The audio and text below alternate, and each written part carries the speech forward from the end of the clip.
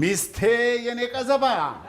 ባልሽ ደስ ይለዋል አምሽቶ ሲገባ ሂሩቴ ገና ሳይሽ ሐሳብ በህሊናዬ አልፎ አእምሮዬ ላይ ሲፈስ የሚታወቀኝ ነገር ሂሩቴ ሲኖር አይደል ምን አንጎል እንጂ ሂሩቴ የደስታዬ መፍለቂያ ነሽ አልኩ እንጂ አሁን ምን አልኩ ለጥበብ ተንደረደርኩብሽ እንጂ ምን አጠፋው ለማንኛውም አልመሸም ያን አላመሻው እንዴ አረ አላመሸም በጣም ትንሽ ነው ትንሽ አትቆይም ነበር ቤት በኩል ዝናቡማ ገና ለገና የባለቤቴ ቤተሰቦች ይመጣሉ በሚል ተልካሻ ምክንያት ውጡልኝ ብሎ አባረረን እስቲ ያሳይሽ የባለቤቱ ቤተሰቦች መጡ አልመጡ ምን ይፈይዱለታል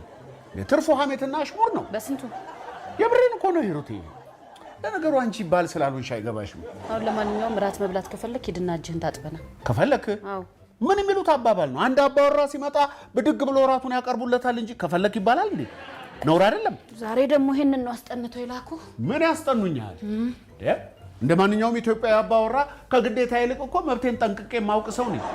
አቀራርቢልኝ እጄን ታጥቤ ልምጣ ከፈለክ ይባላል እንዴ